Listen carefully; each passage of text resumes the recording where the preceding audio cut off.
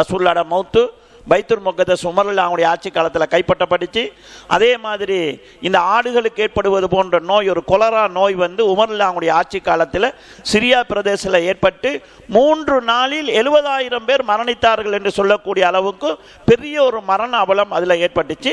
4வது செல்வம் பெருக்கெடுக்கிறது. இப்போ இதெல்லாம் நடந்துருச்சுங்கிறது எங்களுக்கு தெளிவு.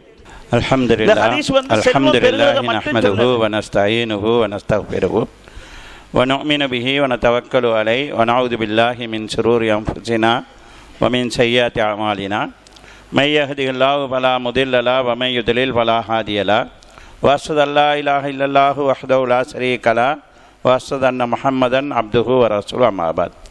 எல்லாம் வல்ல அல்லாஹ் ஜல்ல ஷானஹு தஆலாவை புகழ்ந்து அவனது திருத்தூதர் ஸல்லல்லாஹு அலைஹி வஸல்லம் அவர்கள் மீது ஸலவாத்தும் ஸலாமும் கூறிய பின்னால், கண்ணியத்துக்குரிய சகோதர சகோதரிகளே, உங்கள் அனைவருக்கும் அஸ்ஸலாமு அலைக்கும் வரஹ்மத்துல்லாஹி வபரகாத்து.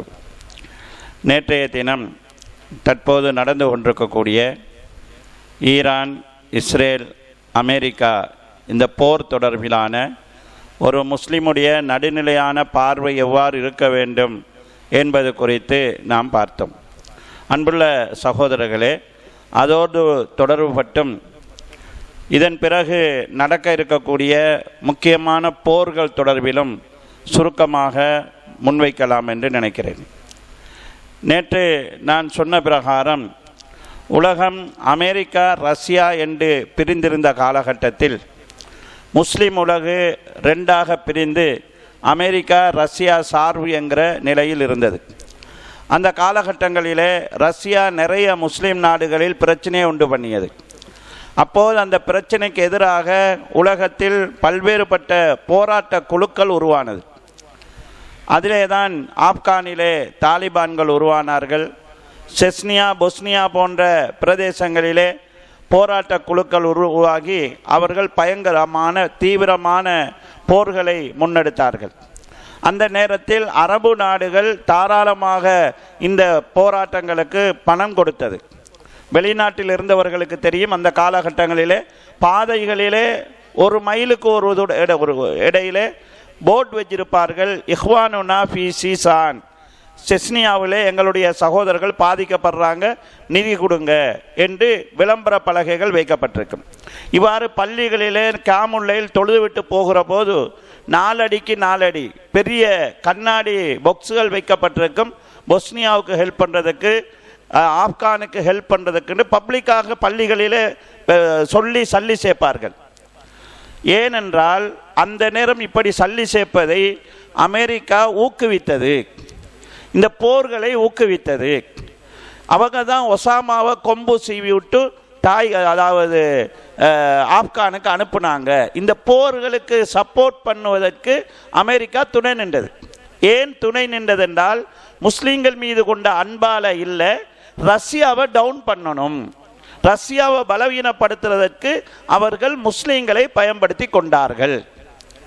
அதே மாதிரி இப்போது நடக்கக்கூடிய இந்த போரில் அமெரிக்காவை பலவீனப்படுத்துறதுக்கு ரஷ்யாவும் சைனாவும் ஈரானை பயன்படுத்துது. இது உலக அரசியல் இப்படித்தான் போய்கொண்டிருக்கு. அதாவது அவர்களுக்கு செய்கூலி சேதாரம் இல்லாமல் முஸ்லிம்களாலேயே அவங்களுடைய எதிரிகளை அவங்க வீழ்த்தி கொண்டிருக்கிறாங்க. இது 2 கூட்டமும் மாறி மாறி செய்கிறாங்க. முஸ்லீமாக இருந்தாலும் இப்படித்தான் செய்வாங்க. உதாரணமாக ஈராக் வளர்ந்து வரக்கூடிய ஒரு காலகட்டம், சதாம் ஹுசைனுடைய ஆரம்ப கட்டம், பயங்கரமான ஆயுதப்படையை அவர் உருவாக்கி கொண்டு வரார். அவர் பெரிய ஒரு வளமான ஒரு நாடாக வந்து கொண்டிருக்குது. 2 நாட்டுக்கு இது பிரச்சனையானது. ஒன்று இஸ்ரேலுக்கு பிரச்சனையாச்சு, மற்றது ஈரானுக்கு பிரச்சனையாச்சு. அவங்க என்ன யோசிச்சாங்கன்னா, ஈராக் இப்படியே வளர்ந்தால் எங்களோட சண்டைக்கு வருவாங்க. இப்படி ஈரானும் பயந்துச்சு, அதாவது இஸ்ரேலும் பயந்துச்சு அந்த காலத்தில். அப்போ 2 பேருடைய பிரச்சனையும் ஒரே பிரச்சனை ஆயிட்டுது. எனவே ஈரானும் இஸ்ரேலும் சேர்ந்து ஒரு திட்டம் போட்டாங்க, சதாம் ஹுசைனுடைய வளர்ச்சியை தடுக்கணும். சதாம் ஹுசைனுடைய வளர்ச்சியை தடுக்கணும், அவர் வெளிநாட்டில் கவனம் செலுத்தாமல் இருக்கணும்னா உள்நாட்டில் பிரச்சனையை உண்டு பண்ணணும். உள்நாட்டில் பிரச்சனையை உண்டு பண்ணுறதுக்கு ஈராக்கில் ஒரு குழு இருக்கிறாங்க, குருதி சீன மக்கள் இருக்கிறாங்க, கடுமையான போராளிகள், மலைவாசிகள், நல்ல வீரமானவங்க, கொடூரமானவங்க. ஆனால் அவங்களுக்கு ஆயுத ட்ரைனிங் எல்லாம் இல்லை. ஒரு திட்டமிட்ட அடிப்படையில் போர் செய்ய தெரியாது. எனவே மொசாட்டும் ஈரானுடைய உளவுப்படையும் ஒன்று சேர்ந்து ரஷ்யாவிலிருந்து பெற்ற ஆயுதங்களை அவங்களுக்கு கொடுத்து மலைகளில் வச்சு அவங்களுக்கு ஆயுத பயிற்சி கொடுத்து அவர்களை ஈராக்கில் பிரச்சனையை உண்டு பண்ணுறதுக்கு உருவாக்கினாங்க. அப்போ சதாம் ஹுசைனுடைய படையில் 80% இந்த பிரச்சனைக்கு அவர் செலுத்த வேண்டி வந்துச்சு. அதனால் ஆரம்பத்தில் நடந்த இஸ்ரேலுக்கு எதிரான போரில் ஈராக் போராளிகள் கொஞ்சம் பேர் தான் பங்கு கொண்டாங்க. நான் இதை எதுக்கு சொல்கிறேன்னு சொன்னால், எங்களை வச்சு அவங்களோட வேலையை முடிப்பாங்க. இப்போ இலங்கையில் நடந்ததும் அதுதான். முஸ்லீம்களையும் தமிழ் பேசக்கூடிய கிறிஸ்தவர்களையும் பலி கொடுத்து வேறொரு கூட்டம் பயன்பட்டுச்சு. அவங்களுக்கு சேதாரம் வரக்கூடாது, அவங்களுக்கு பாதிப்பு வரக்கூடாது, பயன் அவங்களுக்கு வருது, நலனை அவங்க பெற்றுக்கொள்வாங்க. எனவே இப்படி போய் ரஷ்யா வீழ்ந்ததுக்கு பிறகு இப்போ அமெரிக்காவுக்கு இன்னொரு பிரச்சனை இருந்துச்சு. இந்த போராளி குழுக்கள் எல்லாம் போராடுகிற உணர்வோடு இருக்கிறாங்க. இஸ்லாத்தை சொல்லித்தான் அவங்கள போராட வச்சிருக்குது. எனவே அவங்க இஸ்லாமிய உணர்வுள்ளவங்களாகவும் இருக்கிறாங்க. எனவே அடுத்த இலக்கு அவங்க அமெரிக்கா பக்கம் திரும்புவாங்க. எதிர்பார்த்த மாதிரி உசாமா அமெரிக்காவுக்கு எதிராக திரும்பினார். எனவே இந்த பிரச்சனையை முடிவுக்கு கொண்டு வரதுக்கு செப்டம்பர் தாக்குதலை உருவாக்கி உசாமா தான் அந்த தாக்குதலை நடத்தினார் என்கிற ஒரு பிரச்சனையை உண்டு பண்ணி ஆப்கானை அழித்து உசாமாவை அழித்து, அதாவது ரசாயன ஆயுதம் என்கிற பேரில் சதாமை அழித்து, இதுக்கு பிறகு வெளி உலகில் இருக்கக்கூடிய போராளி குழுக்களுக்கு அரபிகளுடைய உதவிகள் போகக்கூடாது, அவங்க இயங்கக்கூடாதுங்கிறதுக்காக புதிய பயங்கரவாத எதிர்ப்பு சட்டத்தை கொண்டு வந்து எந்த போராளி குழுக்கும் யாரும் உதவ முடியாத ஒரு சூழ்நிலையை உலக அளவில் கொண்டு வந்து தங்களுடைய ஏகாதிபத்தியம் பாதிக்கப்படாத ஒரு சூழலை உருவாக்கினாங்க. இதுதான் இதனால தான் இன்றைக்கு அரபு நாடுகளில் சதக்கா கொடுக்கறதுக்கும் பயந்துட்டு இருக்கக்கூடிய சூழ்நிலை உருவாகி இருக்கு. அப்போ இது திட்டமிட்டு உருவாக்கப்பட்ட ஒரு சூழ்நிலை. அன்புள்ள சகோதரர்களே, இந்த சூழ்நிலை எவ்வளோ காலம் தொடரும் என்கிறது தெரியாது. ஆனால் பின்னால் சில பிரச்சனைகள் வரும் என்று நபி ஸல்லல்லாஹு அலைஹி வஸல்லம் சொன்னதை வச்சு நாங்கள் புரிஞ்சு கொள்ள முடியுது. ஒன்று, நபி ஸல்லல்லாஹு அலைஹி வஸல்லம் சொல்கிறார்கள், மூக்கு சப்பையான ஷியாருல் ஆயுன், கண்கள் சிறுத்த கேடயம் போன்ற வட்ட முகமுடைய ஒரு கூட்டத்தோடு நீங்கள் யுத்தம் செய்யாமல் உலகம் அழியாது என்று சொல்றாங்க. இந்த வர்ணனைகளை வைத்து அவங்க சீனா தேசத்தவர்களாக இருக்கலாம், சீனாக்காராக்களா ஜப்பான்காரனா வடகொரியான்னு தெரியாது, எல்லாரும் கிட்டத்தட்ட அந்த சேப்புல உள்ளாக்கு. அப்போ அப்படி ஒரு போர் நடக்கும். முஸ்லீம்களுக்கு யாரும் நிரந்தர நண்பர்களாக இருக்க மாட்டாங்க. இதை நம்ம தெளிவாக இருக்கணும். இன்னொரு ஹதீஸில் ரசூல் ஸல்லல்லாஹு அலைஹி வஸல்லம் சொல்கிறாங்க, அதாவது முடிகளிலான செருப்பு போட்ட ஒரு கூட்டத்தோடு நீங்கள் யுத்தம் செய்யாமல் உலகம் அழியாது. முடிகள் போட்ட செருப்பு போடுறவங்க குளிர் பிரதேசத்தில் வாழ்றார்கள். அவங்களோட கூழுக்காக கம்பளி செருப்பு போடுவாங்க. அந்த பனி பிரதேசங்களில் வாழ்கிறவங்க தான் அதை போடுவாங்க. இந்த பிரதேசத்தில் எங்களுக்கு இன்றைக்கு தெரிய பப்ளிக்காக இருக்கக்கூடிய பவர்ஃபுல்லான இடம்னு சொன்னால் ரஷ்யா தான். அவங்க பனிக்காக இந்த முழங்கால் வரைக்கும் ஒரு ஷூ போடுவாங்க. அது கம்பளி ஆடையினால அழிக்கும், அந்த கூலை தாங்கிறதுக்காக போடுறது. அப்போ சில வேளை இந்த ஹதீஸ் முஸ்லீம்களுக்கும் ரஷ்யாவுக்கும் இடையில் ஒரு சண்டை நடக்கும் என்கிறத சொல்கிற ஹதீஸாகவும் இருக்கலாம். இதே போல் நபி ஸல்லல்லாஹு அலைஹி வஸல்லம் அவங்க ஒரு நாள் தபுக் போரில் ரசூல்லா அவங்களோட கூடாரத்தில் இருக்கிறாங்க. ஒரு சஹாபி ரசூல்லோட கூடாரத்துக்கு வராங்க. அப்போ நபி ஸல்லல்லாஹு அலைஹி வஸல்லம் சொன்னாங்க,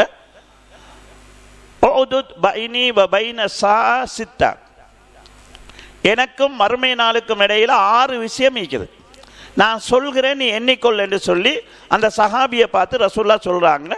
முதலாவது மௌத்தி, நான் மௌத்தாகணும், நான் உசுரோடு இருக்கக்குள்ள மர்மம் வராது. ரெண்டாவது ஃபத்துஹு பைத்துல் மக்திஸ், பைத்துல் முகதிஸை நீங்கள் வெற்றி கொள்வீங்க. மூணாவது மூத்தானுன், ஒரு பயங்கரமான மரண அவலம் ஏற்படும், ஆடுகளுக்கு ஏற்படுவது போன்ற ஒரு நோய் ஏற்பட்டு நிறைய பேர் மௌத்தாகுவீங்க. நாலாவது இஸ்திபாலத்துல் மால், அரபு நாட்டில் செல்வம் பெருகும். எந்த அளவுக்கு செல்வம் பெருகும்டா, ஒருவனுக்கு 100 தீனார் கையில் காசை கொடுத்தாலும் அது போதாது என்று அதிருப்தியோடு அவன் வெளியே போவான், அப்படி செல்வம் பெருகும் என்று ரசூல் ஸல்லல்லாஹு அலைஹி வஸல்லம் சொல்றாங்க. இந்த 4 விஷயமும் நடந்துருச்சு. ரசூலுல்லாஹ் மௌத்து, பைத்துல் முகத்தஸ் உமர் அவங்களுடைய ஆட்சி காலத்தில் கைப்பற்றப்பட்டுச்சு. அதே மாதிரி இந்த ஆடுகளுக்கு ஏற்படுவது போன்ற நோய், ஒரு கொலரா நோய் வந்து உமர் அவங்களுடைய ஆட்சி காலத்தில் சிரியா பிரதேசத்தில் ஏற்பட்டு 3 நாளில் 70,000 பேர் மரணித்தார்கள் என்று சொல்லக்கூடிய அளவுக்கு பெரிய ஒரு மரண அவலம் அதில் ஏற்பட்டுச்சு. 4வது செல்வம் பெருக்கெடுக்கிறது. இப்போ இதெல்லாம் நடந்துருச்சுங்கிறது எங்களுக்கு தெளிவு. இந்த ஹதீஸ் வந்து செல்வம் பெருகிறத மட்டும் சொல்லலை, அரபு நாட்டில் வாழ்க்கை செலவு கூடும், ஆடம்பரம் கூடும், எல்லாத்தையும் சேர்த்து தான் சொல்லுது. ஏன்னா 100 தீனார் போனாதுன்னு சொன்னால் அந்த அளவுக்கு வாழ்க்கை செலவு கூடியிருக்கும், வசதிகள் கூடியிருக்கும், ஆடம்பரம் கூடியிருக்கும். 5வது ரசூல் ஸல்லல்லாஹு அலைஹி வஸல்லம் சொன்னார்கள், ஒரு ஃபித்னா ஒன்று உருவாகும், அது அரபிகளுடைய வீடுகள் எல்லா அரபிகளுடைய வீடுகளுக்குள் நுழையும் என்று சொன்னாங்க. அந்த ஃபித்னா எதுன்னு தெரியாது. டிவி வந்த நேரத்தில் டிவியை சொன்னாங்க, ஃபோன் வந்த நேரத்தில் ஃபோனை சொன்னாங்க. இது இப்போ எல்லா வீட்டுகளையும் உள்ள பிரச்சனை. இது அரபுகளுக்கு ஒரு பெரிய பிரச்சனையோடு வரும், எல்லா அரபிகளையும் அந்த பிரச்சனை பீடிக்கும். அது எது என்று நடந்தால் தான் நமக்கு தெரியும். ஏதோ ஒரு பெரிய பிரச்சனையை ரசூல்லா சொல்லிக்கிறாங்க. 6வது ரசூல் ஸல்லல்லாஹு அலைஹி வஸல்லம் சொன்னாங்க, ஹுத்னத்துன், ஒரு ஒப்பந்தம் நடக்கும். யாருக்கு இடையில? உங்களுக்கும் உரோமர்களுக்கும் இடையில. ஒரு ஹதீஸில் பனுல் அஸ்பர்ன்னு வருது. பனுல் அஸ்பர்ன்னு சொன்னால் இப்ராஹிம் அலைஹிஸ்ஸலாத்துக்கு இஸ்மாயில் இஸ்ஹாக்னு 2 பிள்ளைகள். இஸ்மாயில் அலைஹிஸ்ஸலாத்துடைய பரம்பரைகள் அரபிகள். இஸ்ஹாக் அலைஹிஸ்ஸலாத்துக்கு 2 பிள்ளைகள். அதில் ஒரு ஆள் யாக்கூப் அலைஹிஸ்ஸலாம். யாக்கூப் அலைஹிஸ்ஸலாத்துக்கு 12 ஆம்பளை பிள்ளைகள். அந்த 12 ஆம்பளை பிள்ளைகளோட பரம்பரையில் வந்தவங்க தான் இன்றைக்கு இருக்கக்கூடிய இஸ்ரவேலர்கள். இஸ்ஹாக் அலைஹிஸ்ஸலாத்துக்கு 2வது ஒரு பிள்ளை இருந்தார் தானே, அந்த பிள்ளையினுடைய பரம்பரை இவங்க வந்து அதாவது வெள்ளையா இருப்பாங்க. இவங்களுக்கும் இடையில ஒன்று ரோமர்கள் வருகிறது, ஒன்று பனுல் அஸ்பர் வருகிறது. இவங்களுக்கும் இடையில ஒரு ஒப்பந்தம் நடக்கும். என்ன ஒப்பந்தம்? ஒரு சமாதான பாதுகாப்பு ஒப்பந்தம் நடக்கும். இதில் நாங்கள் விளங்கக்கூடிய ஒரு விஷயம் என்னன்னு கேட்டால், முஸ்லீம்களோடு அதாவது உரோமர்கள் அல்லது ஐரோப்பிய கிறிஸ்தவர்கள் ஒரு சமாதான பாதுகாப்பு ஒப்பந்தம் செய்கிறாங்கண்டா முஸ்லீம்கள் அந்த டைமில் கொஞ்சம் பலமாக இருப்பாங்கன்னு விளங்குது. இப்போ உதாரணமாக அரபு நாடுகள் அமெரிக்காவோட செய்திருக்கக்கூடிய ஒப்பந்தம், உங்களை நாங்கள் பாதுகாப்போம், எங்களை நீங்கள் பாதுகாருங்கிறது அல்ல, எங்களை நீங்கள் பாதுகாருங்கிறது தான் இப்போ அரபிகள் செய்திருக்கக்கூடிய ஒப்பந்தம். எங்களோட நாட்டில் இருந்து எங்களை நீங்கள் பாதுகாருங்கிறது. அந்த ஒப்பந்தம் எப்படி இருக்கும்டா, உங்களுக்கு பிரச்சனை வந்தால் நாங்கள் சப்போர்ட் பண்ணுவோம், எங்களுக்கு பிரச்சனை வந்தால் நீங்கள் சப்போர்ட் பண்ணணும். சமாதான ஒப்பந்தம் ஒன்று, பாதுகாப்பு ஒப்பந்தம் ஒன்று செய்வாங்க. இந்த ஒப்பந்தத்துக்கு பிறகு உங்களுக்கு பின்னால் உள்ள ஒரு எதிரியோடு யுத்தம் நடக்கும் என்று ரசூல் ஸல்லல்லாஹு அலைஹி வஸல்லம் சொல்றாங்க. அந்த எதிரி யாருன்னு தெரியாது. முஸ்லிம்களும் கிறிஸ்தவர்களும் சேர்ந்து சண்டை பிடிக்கக்கூடிய ஒரு எதிரிகள். அது ஒரு வேளை யூதர்களாக இருக்கலாம் அல்லது புதிய ஒரு எதிரிகளாக இருக்கலாம். ஆனால் அவங்க இஸ்லாத்தின் எதிரிகள் என்கிறது தெளிவு. ஏனென்றால் ரசூல்லா எதிரிகள் என்கிற ஒரு வார்த்தையை பயன்படுத்திக்கிறாங்க. இந்த சண்டையில் ஃபத்துன்சரூன், உங்களுக்கு அல்லாஹ்வோட உதவி கிடைக்கும். போர் முடிஞ்சது. முஸ்லீம்களும் கிறிஸ்தவர்களும் சேர்ந்து 3வது எதிரியோட சண்டை பிடிச்சு வெற்றியோடு வருவாங்க. இந்த வெற்றியோடு வார சந்தர்ப்பத்தில் அதாவது கிறிஸ்தவர்களில் ஒரு போர் வீரன் என்ன செய்வான்டா, சிலுவையை தூக்கி காட்டி சிலுவை வென்று விட்டது, சிலுவை வென்று விட்டதுன்னு சொல்லுவான். முஸ்லீம்களும் கிறிஸ்தவர்களும் சேர்ந்து சண்டை பிடிச்சிருக்குது, சிலுவை வெஞ்சிருச்சுன்னு அவன் சொன்ன உடனே முஸ்லீம்களுடைய படையில் இருக்கக்கூடிய ஒரு கோபக்கார ஆள் எலும்பி போய் ஆளை அடிப்பார் அல்லது வெட்டுவார். இப்போ முஸ்லீம்களுக்கும் கிறிஸ்தவர்களுக்கும் இடையில பிரச்சனை வரும். இந்த பிரச்சனை எப்படி நடக்கும் சொன்னால், கிறிஸ்தவர்கள் 80 கொடிகளின் கீழ் வருவார்கள். ஒவ்வொரு கொடியின் கீழும் 12,000 வீரர்கள் இருப்பார்கள். மிகப்பெரிய ஒரு போர் நடக்கும். 80 கொடிங்கிறது 80 நாடுகளை குறிக்குமா என்று அறிஞர்கள் யோசிக்கிறாங்க. அவ்வளோ பெரிய ஒரு போர் ஒன்று முஸ்லீம்களுக்கும் கிறிஸ்தவர்களுக்கும் இடையில நடக்கும். இந்த போரில் முஸ்லீம்களுக்கு வெற்றி கிடைக்கும் என்று நாங்கள் ஹதீஸ்களில் பார்க்குறோம். அப்போ இது பெரிய ஒரு போர் நடக்கும். அந்த டைமில் முஸ்லீம்கள் பலமாக இருப்பாங்க, வலுவாக இருப்பாங்க என்கிற செய்தியை சொல்லுது. இதே போல் கண்ணியத்துக்குரிய சகோதரர்களே, சிரியாவினுடைய எல்லையிலும் துருக்கியினுடைய எல்லையிலும் உரோமர்களுக்கு எதிரான ஒரு பெரிய போர் நடக்கும். அந்த போர் பயங்கரமான ஒரு போராக இருக்கும். ஹதீஸ்களில் அது அதாவது மல்ஹமா என்கிற ஒரு வார்த்தை ஹதீஸில் வரும். மல்ஹமத்துல் குப்ரா என்று அந்த ஹதீஸ் அந்த யுத்தத்துக்கு சொல்லப்படும். பயங்கரமான ஒரு போர் நடக்கும். உங்களுக்கு அதை விளங்குறதுக்கு சொல்லதாக இருந்தால் லஹ்முண்டா இறைச்சி, இறைச்சிக்கு அரபியில் லஹ்ம்னு சொல்லுது. மல்ஹமா என்கிறது அதாவது இரத்தமும் சதையும் சிதறி போகிற பல உயிரிழப்புகளை ஏற்படக்கூடிய ஒரு போர். ஹதீஸில் வரக்கூடிய ஒரு செய்தி சொல்லுது எப்படின்னா, அந்த போரில் அந்த போர் நடந்த இடத்த பறவைகள் கடந்து செல்ல முற்பட்டால் இடையில போக்கில் செத்து விழுந்துடும் என்று சொல்லப்படுது. ஹதீஸில் வருது.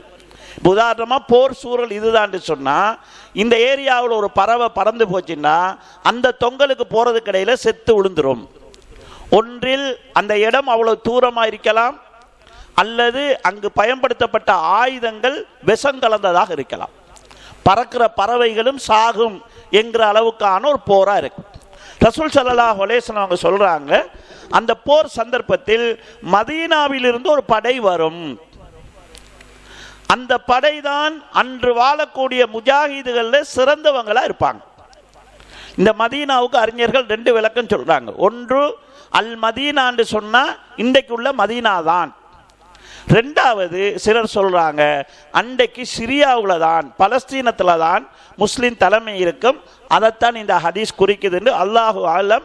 மதீனான்னு நேரடியாக சொன்னா இன்றைக்கு மக்கா மதீனா தான் ஹதீஸுடைய அர்த்தம். அப்ப அன்றைக்கு அங்கிருந்து வரக்கூடிய படை தான் ஒரு சிறந்த படையாக இருக்கும் என்று ஹதீஸ் சொல்லுது. இந்த போர்ல 3இல் ஒரு கூட்டம் முஸ்லீம்கள் வெறுண்டு ஓடிடுவாங்க, தாக்கு பிடிக்க இயலாது. 3இல் ஒரு கூட்டம் மௌத்தா போயிடுவாங்க, 3இல் ஒரு கூட்டம் வெற்றி பெறுவாங்க என்று ஹதீஸ்ல வருகிறது. கடைசியில் இதுல முஸ்லிம்களுக்கு வெற்றி கிடைக்கும். இந்த வெற்றிக்கு பிறகு குஸ்தந்தீனியா, கான்ஸ்டாந்தினோபிள் கைப்பற்றப்படும் என்று ரசூல் ஸல்லல்லாஹு அலைஹி வஸல்லம் சொல்றாங்க. இதுலையும் நாங்கள் அதை ஆய்வு தான் செய்யணும், முடிவு சொல்ல இயலாது. கான்ஸ்டாந்தினோபிள் என்று சொல்லப்படுறது என்னன்னு கேட்டால், அந்த காலத்தில் இருந்த கிறிஸ்தவர்களுடைய தலைமையகம். இன்றைக்கு அது துருக்கியில் இருக்கக்கூடிய இஸ்தாம்புல் தான் அன்றைக்கு இருந்த கிறிஸ்தவர்களுடைய தலைமையகம். அது கைப்பற்றப்படும் ரசூலுல்லாஹ் சொல்றாங்கண்டா, ஒன்று துருக்கி காபிர்களுக்கு போய் திரும்ப வரணும், அல்லது ரசூல் ஸல்லல்லாஹு அலைஹி வஸல்லம் அவங்க கிறிஸ்தவர்களுடைய தலைமையகம் கைப்பற்றப்படும் என்கிற கருத்தில் அது சொல்லியிருக்கலாம். இந்த 4ம் நடந்துட்டால் அடுத்தது தஜ்ஜால் வருவான் என்று ஹதீஸ்ல வருது. ரசூல் ஸல்லல்லாஹு அலைஹி வஸல்லம் சொல்றாங்க. இந்த ஹதீஸை சொல்லி நான் நிறைவு செய்கிறேன். பைத்துல் முகத்திஸ் வலம் பெற்றால், அதாவது பைத்துல் முகத்திஸ் முஸ்லிம்கள் பக்கம் வந்து அங்கு மக்கள் செல்வாக்கு கூடினால் மதீனா பால்படுத்தப்படும் என்று ரசூலுல்லாஹ் சொல்றாங்க. உதாரணமா பைத்துல் முகத்திஸ் முஸ்லிம்கள்ட்ட வந்து அங்கு முஸ்லிம்கள் வாழ ஆரம்பிச்சா எல்லா இடத்துல இருந்தும் அங்க மக்கள் வருவாங்க. இதுக்கு உதாரணம் தான் காத்தாங்குடியில் இருக்கக்கூடிய அக்ஸா பள்ளிவாசல். சும்மா ஒரு தோட்டத்தில் கட்டினதுக்காக எல்லாரும் பார்க்க போறாங்க அங்க. அப்போ காத்தாங்குடியில் கட்டின பள்ளிக்கே ஆக்கள் பார்க்க போறாங்கண்டா, பைத்துல் முகத்தஸ் முஸ்லீம்கள கைக்கு வந்தா எல்லா இடத்துல இருந்தும் அங்க போய் இருப்பாங்க, ஆசைப்படுவாங்க. அதே மாதிரி மதீனாவில் இருந்து மக்கள் அங்க போயிடுவாங்க.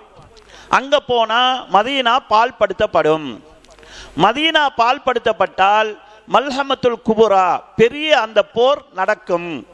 பெரிய அந்த போர் நடந்தால் குஸ்தந்தீனியா, கான்ஸ்டாந்தினோபிளை நீங்க வெற்றி கொள்வீங்க. கான்ஸ்டாந்தினோபிளை நீங்க வெற்றி கொண்டால் தஜ்ஜால் வந்து விடுவான். அப்ப தஜ்ஜால் வந்தா அதுக்கு பிறகு தஜ்ஜாலுடைய பிரச்சனைகள், அதாவது யாஜூஜ் மாஜூஜுடைய பிரச்சனைகள் என்று பிரச்சனைகள் தொடரும் என்று ஹதீஸ் சொல்லுது. இந்த ஹதீஸுக்கு முன்னால ரசூலுல்லாஹ் முன்னுரை மாதிரியான ஒரு செய்தி என்ன சொல்லுதுண்டா, பாதிரு பில் அமால், அமல்களை நீங்க விரைஞ்சி செய்யுங்க. ஏனென்றால் கடுமையான இரவின் இருளை போன்று பித்னாக்கள் வரும். இப்போ நைட்டில் இந்த பௌர்ணமி இரவு இருக்கும், வெளிச்சமாக இருக்கும், ரோட்டில் நம்ம சும்மா போகலாம், ஆள் வர்றது விளங்கும். அமாவாசை இரவு, இருண்ட இரவு, பொருட்கள் விளங்காது, பித்னாக்கள் வரும். எப்படின்னா இருண்ட இரவின் இருள்களை போன்ற பித்னா, சரி எது பிழை எது என்று விளங்காது, நியாயம் எது நியாயமற்றது என்று விளங்காது, உண்மை எது பொய் எது என்று விளங்காத பித்னாக்களுடைய ஒரு காலம் வரும். அந்த காலத்தில் மனிதனுடைய ஈமானுடைய நிலை எப்படி இருக்கும்டா, யுஸ்பிஹு ரஜுலுன் முஃமினன் வ யும்சி காஃபிரா, காலையில் ஒரு மனிதன் மூமினாக எழும்புவான், மாலையில் காபிரா போயிடுவான். மாலையில் காபிராக இருக்கிறவன் காலையில் மூமினாவான். இப்படி ஒரு குழப்பமான ஒரு சூழல், கையில நெருப்பை வச்சு கொண்டிருப்பது போல் ஈமானையும் இஸ்லாத்தையும் பாதுகாக்கிறது இருக்கக்கூடிய ஒரு சூழல் வரும். அந்த பித்னாவுடைய நேரத்தில் அமல் செய்ய இயலாம இருக்கும். மனுஷனுக்கு அப்படியான மனநிலை வராது. ஒரு சுப்ஹானல்லாஹ் சொல்வது உலகத்தை விட சிறந்ததாக மாறிடும். அமலுங்கிறது கஷ்டமாகும். அப்படி அந்த ஃபித்னாக்கள் வாரதுக்கு முன்னால் நீங்கள் அமல் செஞ்சு கொள்ளுங்கள் என்று ரசூலுல்லாஹ் சொல்கிறாங்க. பிரச்சனை போக போக போக அதிகமாகிட்டு வரும். உங்களால் நிம்மதியாக வாழ இயலாத ஒரு சூழல்கள் வரும். ஏற்ற இறக்கம் வரும். கொஞ்சம் முஸ்லீம்களுக்கு ஒரு வெற்றி, புறவு தோல்வி, புறவு இழப்பு, இந்த மாதிரியான சூழல்கள் வரும். அந்த சூழல் வாரதுக்கு முன்னால் நீங்கள் அமல்களை அதிகமாக செய்து கொள்ளுங்கள் என்று நபி ஸல்லல்லாஹு அலைஹி வஸல்லம் அவர்கள் சொல்கிறார்கள். இதில் நாங்கள் ஒன்று எங்களோட ரசூலுல்லாஹ்வுடைய முன்னறிவிப்புகளை தெரிஞ்சு கொள்ளலாம். பின்னால் உள்ள ஃபித்னாக்களை நாங்கள் தெரிஞ்சு கொள்ளலாம். பின்னால் இதை விட பெரிய ஃபித்னா வருகுது என்று தெரிஞ்சு கொண்டால் இப்போ உள்ள ஃபித்னா சாதாரணமானதுங்கிறத நாங்கள் புரிஞ்சு கொள்ளலாம். நாங்கள் மேலதிகமாக அமல் செய்து கொள்ள வேண்டும் என்கிறத புரிஞ்சு கொள்ளலாம். ரசூலுல்லாஹ்வால் சொல்லப்பட்ட விஷயங்கள் நடக்கும்போது எங்களோட ஈமானை நாங்கள் பலப்படுத்தி கொள்ளலாம். எனவே கண்ணியத்துக்குரிய சொல்ல இதுக்காக இந்த தகவல் பயனுள்ளதாக இருக்கும் என்று நினைக்கிறேன். ரசூலுல்லாஹ் சொன்னது போன்று அமல்களை நாங்கள் விரைவுபடுத்துவதற்கு முயற்சி செய்வோம். எல்லாம் வல்ல அல்லாஹ் ஜல்ல ஷானஹு தஆலா இந்த ஃபித்னாவுடைய சூழலில் ஈமானில் உறுதியாக இருக்கக்கூடிய, இஸ்லாத்தில் சந்தேகம் கொள்ளாத பற்றோடு இருக்கக்கூடிய பாக்கியத்தை எனக்கும் உங்களுக்கு தந்தருள்வானாக. வாஹிரு தௌவானா அல்ஹம்துலில்லாஹி ரப்பில் ஆலமீன். வஸ்ஸலாமு அலைக்கும் வரஹ்மத்துல்லாஹி வபரகாத்துஹு. சுப்ஹானக்கல்லாஹும்ம வபிஹம்திக அஷ்ஹது அல்லா இலாஹா இல்லா அன்த அஸ்தக்ஃபிருக வ அத்தூபு இலைக்.